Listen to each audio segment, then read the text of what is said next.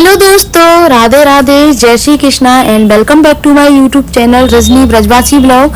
कैसे हो गाइज? उम्मीद करती हूँ आप सब लोग अच्छे होंगे। मैं भी एकदम अच्छी हूँ। सुबह सुबह का टाइम है, सुबह के 7:30 बज रहे हैं। मैं नहा धो के पूजा करके भी आ चुकी हूँ और हम सब लोगों ने चाय भी पी ली है। बस अब खाने की तैयारी करनी है बच्चों के स्कूल के लंच की, क्योंकि सुबह बच्चे स्कूल जाते हैं तो उनका लंच बनाती हूँ। तो मैं नहा धो के ही बनाती हूँ हमेशा। तो आज हर्षित को रात को क्या हुआ था, थोड़ी सी वॉमिट वगैरह हो गई थी, तो बस इसको ध्यान डाइवर्ट करने के लिए ना बोल दिया था कि सुबह स्कूल मत जाना। तो बस इसको ना वही रट लग रही है कि मम्मा आज छुट्टी करा दो, आपने बोला था कि छुट्टी करा दूंगी।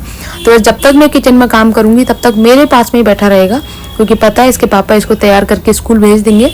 इसीलिए मैं जब तक खाना बना रही हूँ ना तब तक मेरे पास में ही खड़ा रहेगा। मैं बना रही हूँ भिंडी की सब्जी, जो कि इसकी फेवरेट है। तो सोचा था थोड़ा सा लालच देके इसको ये स्कूल चला जाए, लेकिन नतीजा कुछ नहीं निकला। आखिरकार ये स्कूल गया ही नहीं, क्योंकि इसने ना बाबा से फरमाइश कर दी थी रो के, तो इसीलिए फिर बात माननी पड़ी इसकी और ये स्कूल नहीं गया। तो सोचा अब स्वरा तो स्कूल जाएगी, लंच तो उसके लिए बनाना ही है। तो मैंने सोचा चलो इसको भी खिला दूंगी। दोनों के लिए भिंडी की सब्जी बना रही हूँ। बाकी हम सब लोगों का खाना और नाश्ता फिर बाद में बनाऊंगी, क्योंकि अभी तो सिर्फ मैं बच्चों का ही बनाती हूँ। अगर मैं अभी सुबह सुबह बना दूँ, जैसे सुबह के 7:30 बजे तक लंच बनाती हूँ बच्चों का, तो फिर हम लोग खाते हैं 1 बजे तक। तब तक ना बिल्कुल ठंडा हो जाता है, टेस्ट भी नहीं रहता है दाल सब्जियों में। इसीलिए सिर्फ बच्चों का बनाती हूँ। बच्चों का बनाना देखो मजबूरी है, क्योंकि उनके स्कूल जाता है तो फिर दोपहर में पहुँच नहीं सकता, उनके लिए गरम गरम खाना, इसलिए उनको लंच में बना के देती हूँ मैं। तो अभी भिंडी वगैरह मैंने काट ली है और काटने के बाद अब बस तड़का लगाना बाकी है, छौंक लगाना है उनको। और बिल्कुल लाइट मसाले ऐड करती हूँ, जिससे कि बच्चे स्कूल में आराम से खा सकें और प्रॉपर जो डाइट होती है ना बच्चे ले सकें। जब तो मैं खाना बना रही थी तो इसके पापा भी नहा धो के आ गए और इन्होंने देखा कि हर्षित नीचे खड़ा है, तो एकदम से डर गया था कि पता है ना पापा इसको स्कूल भेज देंगे, और मेरे पीछे छुप गया। तो पतिदेव बोल रहे हैं कि चल जल्दी नहा धो के तैयार हो जा, बस ये मेरे पीछे छुप गया है, कैसे भी करके मम्मा बचा ले। अगर होता है ना बच्चों का कि चाहे मैं कितना भी मार लूँ बच्चों को, लेकिन मुझसे ही आके पास में आके रोएंगे, मेरे से ही गले मिलेंगे। और पापा अगर डांट भी देना तो इतना डर बैठ जाता है बहुत ज़्यादा, लेकिन ये डर होना भी चाहिए। मैं कितना भी स्ट्रिक्ट हो लूँ बच्चों के साथ में, लेकिन फिर भी बहुत जल्दी पिघल जाती हूँ। मेरे पे बच्चों का ना तो गुस्सा देखा जाता है, ना उनका रोना देखा जाता है, इसीलिए बच्चे ना इस चीज़ का फ़ायदा उठाते हैं। तो पतिदेव कई बार बोलते भी हैं कि तू ना मतलब जैसे डांटती है बच्चों को, तो ना उनके लिए एकदम से ममता मत दिखाया कर, क्योंकि उनका कहना ये होता है तेरी ममता उमड़ पड़ती है 2 मिनट में। तो वो फिर बच्चों को ऐसा लगता है कि बस थोड़ा सा रोएंगे मम्मी के सामने और ठीक हो जाएगा। तो उसने स्कूल गया ही नहीं है वो, तो मैंने बोला उसको कि जब तक तू बाबा के पास में बैठ जाए पापा कुछ नहीं कर पाएंगे, क्योंकि अगर ऊपर आ गया ना तो फिर उसको स्कूल जाना ही पड़ेगा। और स्वरा अभी तैयार हो रही है, तो तब तक मैं अपना बेड वगैरह साफ कर लेती हूँ, क्योंकि सबसे पहला काम मेरा होता है बच्चों का लंच बनाने का, नहा धो के पूजा करके लंच बनाने का।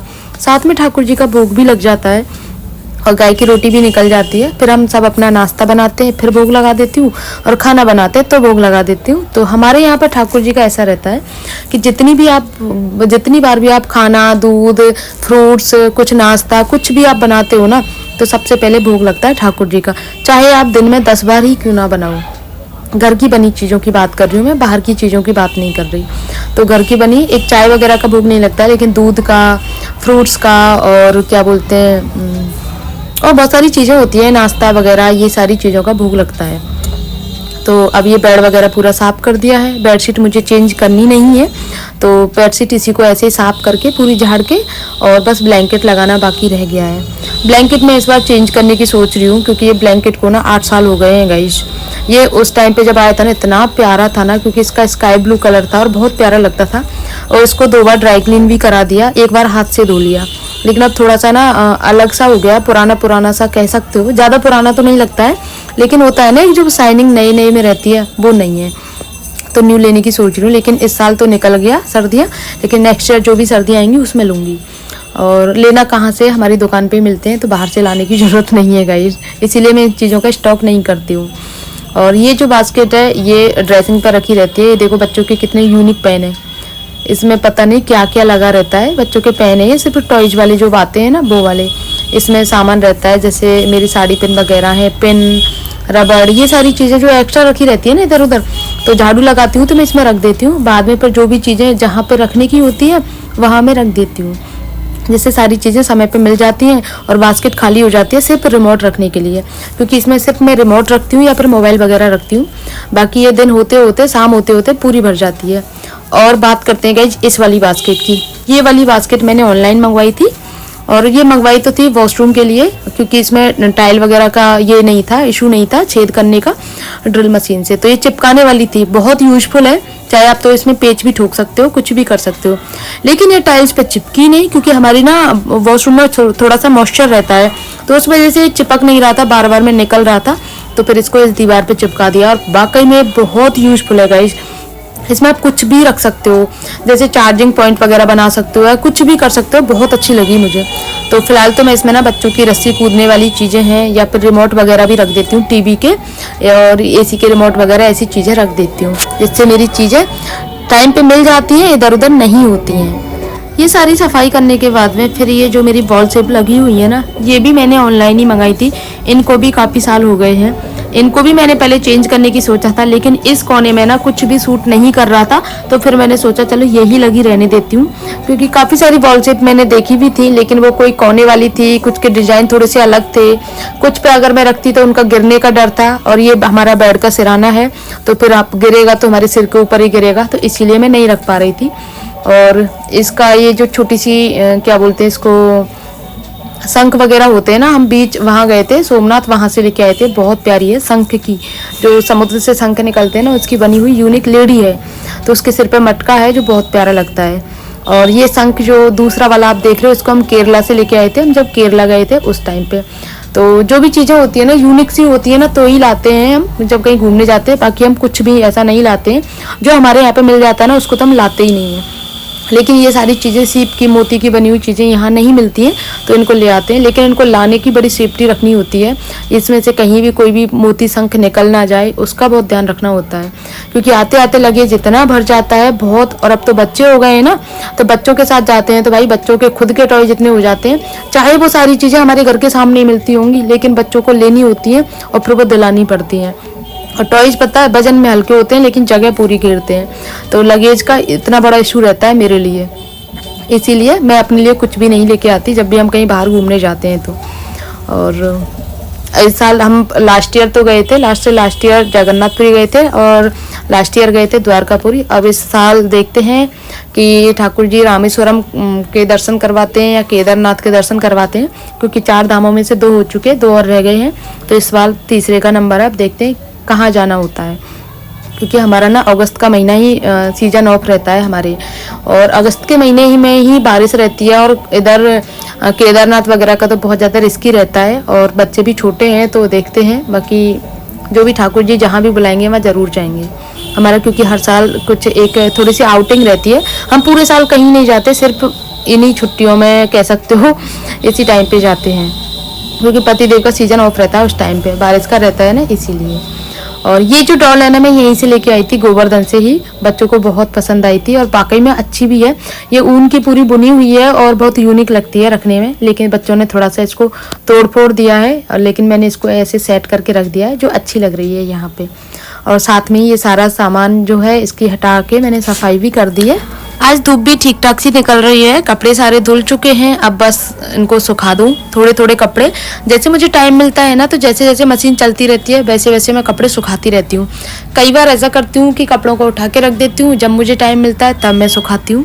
तो ऐसा इशू नहीं रहता है मेरे साथ में कि मुझे अभी यही काम करना है। मैं अपनी सुविधा के अकॉर्डिंग काम करती हूँ, जो काम मुझे पहले लगता है उसी को पहले करती हूँ। चाहे कितनी बार तो ऐसा होता है मैं खाने के लिए लेट हो जाती हूँ, नाश्ता मेरा रखा रह जाता है, लेकिन पतिदेव की इतनी कृपा है कि वो चाहे कितना भी काम क्यों ना पड़ा हो, पहले बैठ के नाश्ता कराते हैं, देन उसके बाद में ही कुछ काम करने की बोलते हैं। बोलते क्या, काम तो मुझे ही करना होता है, बस यही बोलते हैं पहले नाश्ता कर लिया कर, फिर आराम से अपने जो काम है वो करती रहा कर। और मेरी भी आदत ऐसी है कि अगर साथ में नाश्ता कर लूँ तो कर लूँ, पर अदरवाइज अकेले में तो मुझसे कुछ होता ही नहीं है। चाय भी नहीं पी जाती, नाश्ते की तो बात ही क्या है। इसीलिए थोड़ा सा टाइम निकाल के साथ में नाश्ता कर लेते हैं, चाय वगैरह हो जाती है, तो फिर आराम से पूरा दिन मैं काम करती रहती हूँ। बच्चे भी स्कूल चले जाते हैं, फिर मेरे पास क्या काम रहता है, घर के काम ही तो है, वो फिर मैं आराम से करती रहती हूँ, इतना बड़ा कोई इशू नहीं रहता है। लेकिन थोड़ा सा जो टाइम होता है ना वो साथ में स्पेंड करने का, वो बहुत ज़रूरी होता है हमारे लिए, और ख़ासकर हम हाउसवाइफ के लिए, क्योंकि बच्चों के साथ में ना खुद के लिए टाइम मिल ही नहीं पाता है। यहाँ पे ना मैंने नाश्ता नाश्ता कर लिया है हम लोगों ने। देखो पतिदेव की प्लेट तो यहीं रखी हुई है और मैं स्वरा की चोटी बना रही हूँ क्योंकि स्वरा स्कूल जाएगी। हर्षित नहीं गया, आखिरकार उसने अपनी बात मनवा ली। और ये जब मैं वीडियो बना रही थी तो ये वीडियो के सामने डांस कर रहा है। मैं इसको बार बार कह रही थी हट जा, वीडियो ख़राब हो रहा है, लेकिन इसके पापा और इसको बोल रहे थे तू ऐसे ही खड़ा रहे, तू ऐसे ही खड़ा रहे और जो और ज़्यादा नाटक कर रहा था ये। और आखिरकार फिर गेट बंद कर दिया इसने, तो वीडियो मेरी ख़राब भी हो गई थी। तो 2-3 मिनट की जो ऐड कर पाई थी ना वही कर पाई थी। और इसकी तबीयत ख़राब भी किस दिन हुई है, जिस दिन इसका टेस्ट है। जब इसका स्कूल का टाइम निकल गया, यानी कि स्वरा तैयार हो गई और इसका फाइनल हो गया कि ये नहीं जाएगा, तब बोल रहा था कि मम्मा आज मेरा टेस्ट है जीके का और मुझे ना कुछ भी नहीं आता, मैंने याद नहीं किया था, इसीलिए बोला था कि मुझे स्कूल नहीं जाना। फिर इसके पापा बोल रहे थे चल चल तैयार हो जाए जल्दी से। और भाई जैसे तैसे करके इनको मनाया, क्योंकि ये फिर से और इतना रोता है ना, इतने ड्रामे करता है, फिर उसकी वजह से उसको जैसे तैसे करके मनाया कि आज तेरी छुट्टी है लेकिन कल स्कूल चले जाना। कल भी इसकी छुट्टी अनाउंस हो गई थी, तो इस तरह से ना 4 दिन की इसकी कंटिन्यू छुट्टियां हो गई हैं, क्योंकि सैटरडे संडे हो गया, फिर बसंत पंचमी की भी छुट्टी हो गई इसकी। तो इस तरह से 3-4 दिन की लगातार छुट्टियां हो गई हैं। सब लोग अपने अपने काम से चले गए हैं। पतिदेव अपनी दुकान चले गए, स्वरा स्कूल गई है और हर्षित नहा धो के गया बाबा के पास में। तो मैं खाने की तैयारी कर लेती हूँ। और खाने में आज मैं बनाने वाली हूँ अरबी की सब्जी और मिक्स सब्जी, क्योंकि गाजर पनीर वगैरह काफ़ी सारी चीज़ें रखी थी, तो मैंने सोचा चलो मिक्स सब्जी बना लेती हूँ जो सबको अच्छी भी लगती है। और शाम को कुछ बना लूँगी, रोटी सब्जी दाल कुछ बना लूँगी, तो अब पराठे सब्जी बन जाएंगे। तो अरबी उबालने के लिए रख दी है। सुबह भिंडी बनाई थी, नाश्ते में पोहा बनाए थे, और अब बना रही हूँ अरबी और मिक्स सब्जी। तो शिमला मिर्च वगैरह आती है ना इस टाइम पे, बहुत टेस्टी लगती है गाइस मिक्स सब्जी, क्योंकि खासकर शिमला मिर्च डल जाती है ना तो उससे टेस्ट बहुत अच्छा हो जाता है। अरबी मैंने उबलने के लिए रख दी है और बस मुझे मिक्स सब्जी बनानी है, साथ में आटा वगैरह लगाना है। राधे आने वाली है थोड़ी देर में, तो ये इस तरह से मेरा जो काम है ना वो 10 साढ़े 10 बजे तक, मतलब हम लोगों ने 9:30 बजे तक नाश्ता किया था और 10:30 तक मेरे खाने पीने की सारी तैयारियां कंप्लीट हो जाती हैं। तो आप कह सकते हो कि 10:30 बजे तक मेरा पूरा काम कंप्लीट हो जाता है। बाकी तो घर के काम जो है छोटे मोटे वो चलते ही रहते हैं। खाना वगैरह भी 1-1:30 बजे तक खाते हैं, तो जब सब फ्री हो जाते हैं फिर बच्चों के आने का टाइम हो जाता है स्कूल से। तो इस तरह से पूरा दिन ऐसे ही निकल जाता है। लेकिन फिर भी जो थोड़ा थोड़ा समय मिलता है, आधा घंटा 1 घंटे का, उसमें मैं अपने जो ज़रूरी काम होते हैं, अलमारियाँ साफ़ करना या फिर अपना सिलाई वगैरह का काम करना या फिर कुछ भी एक्स्ट्रा काम करना, वो मैं कर लेती हूँ। तो मैंने दोनों तो कढ़ाई चढ़ा दी है, एक तरफ अरबी की सब्जी बनाने के लिए, एक तरफ मिक्स वेज बनाने के लिए।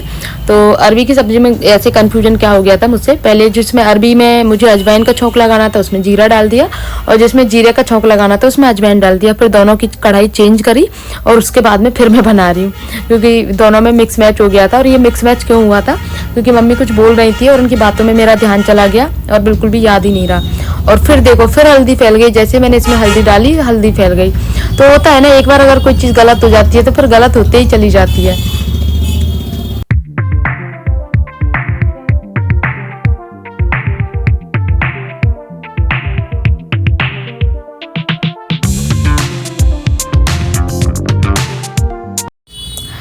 तो यहाँ पे मेरी अरबी की सब्जी बन चुकी है और कुछ इस तरह से दिख रही है। और दूसरी तरफ आप लोगों को दिखा दूँ, ये है मिक्स सब्जी जो कि कुछ इस तरह की है।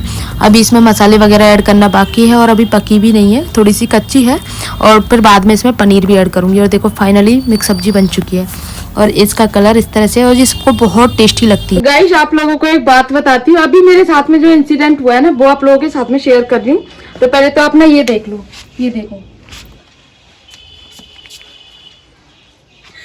मैं गई थी अभी दर्शन करने गिरिराज जी के, और मैं मतलब थोड़ा सा ना चप्पल यूं उतार के और तब अपने हाथ जोड़ती हूँ और तब मैं दिया बत्ती करती हूँ गिरिराज जी की।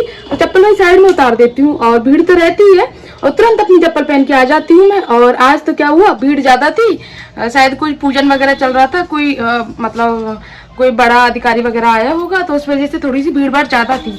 तो जल्दी जल्दी से दर्शन किए भीड़ की वजह से, और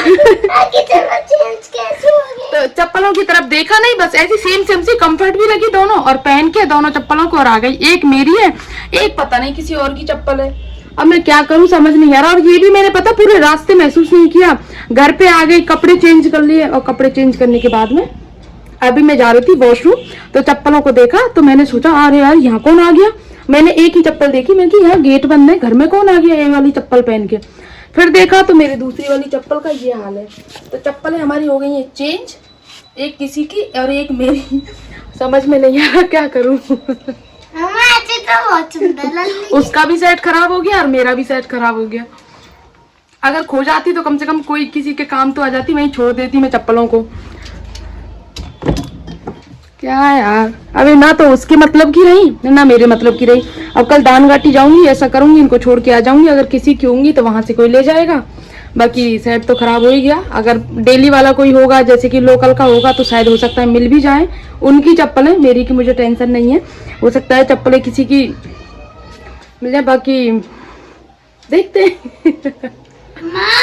ये जल्दबाजी का नतीजा होता है हमेशा। जल्दबाजी करने में यही होता है। कल ढूंढ के कैसे आऊंगी यार, अब मुझे क्या पता मैं इस टाइम जाती हूँ, थोड़ा सा 10-5 मिनट आगे पीछे हो जाते हैं लोग। मैं तो 2 मिनट रुकती हूँ गिरिराज जी के सामने, दर्शन करके सीधे आ जाती हूँ। हाँ खई परी हुई की देखना दर्शन में ऐसे नहीं मिलती है यार, वो पहन गई होगी हो सकता है, और नहीं भी पहन गई होगी तो सुबह सफाई होती है, कचरे में चली जाएंगी सारी चप्पलें। क्या करूं अब, अगर मैं किसी को बताऊंगी ना, पहले तो सब हंसेंगे और फिर ये कहेंगे तो ध्यान नहीं देती है। तुझे महसूस नहीं हुआ किसी और की चप्पलें पहन के कैसे आ गई? और दोनों में बताओ, आप बताओ क्या फर्क है? दोनों में बिल्कुल भी फर्क नहीं है, सेम सेम है। इनकी हील भी दोनों की सेम है, सारी चीजें सेम है। बिल्कुल भी महसूस ही नहीं हुआ मुझे कि ये चप्पलें मेरे साथ में ऐसा कुछ हो गया है चप्पलों के साथ में। ना साइज का इशू है, साइज भी देखो बिल्कुल बराबर है साइज। क्या यार, आज तो बहुत बड़ा काम हो गया। दोस्त बन गए। चलो यार कोई बात नहीं। हाँ, जैसी ठाकुर जी की मर्जी। लड़की है पापा, ये लड़की और पापा ये। चलो जी कोई बात नहीं।